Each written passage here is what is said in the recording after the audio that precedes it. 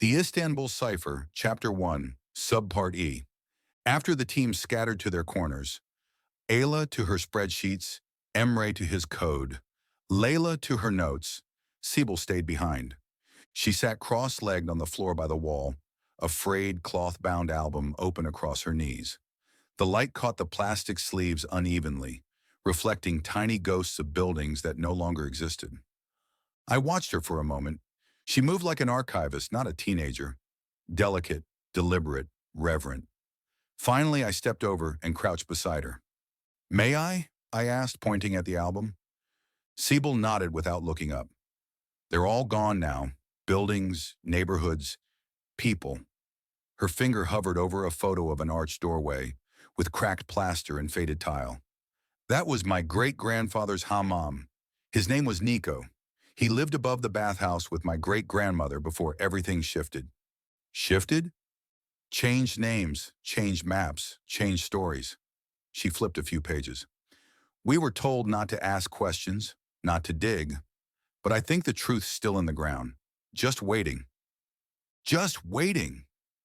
There was a weight behind that phrase I didn't touch, because I knew what it meant to carry untold stories like they were secret treasure maps.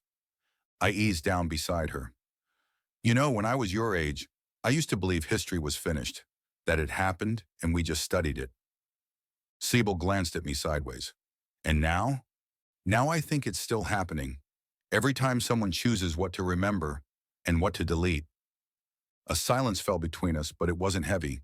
It was like a held breath. Down the hall, the others were arguing about batteries and audio quality. In here, it felt like a church. Siebel turned one more page. There was a small, square photo in black and white, creased at the corner. It showed a young man in a collared shirt, standing beside a door carved with symbols I didn't recognize. His eyes were dark, sharp, watchful. "That's Nico," Siebel said. "He used to say, 'The truth doesn't go away just because someone builds over it.'" I met her gaze. "Sounds like he'd like what we're doing." Siebel closed the book slowly. "Then we better get it right." She stood, tucked the album into her backpack, and walked out. I stayed there a few seconds longer, looking at the door, the cracks, the symbols, wondering what kind of truth waits for people who dare to remember.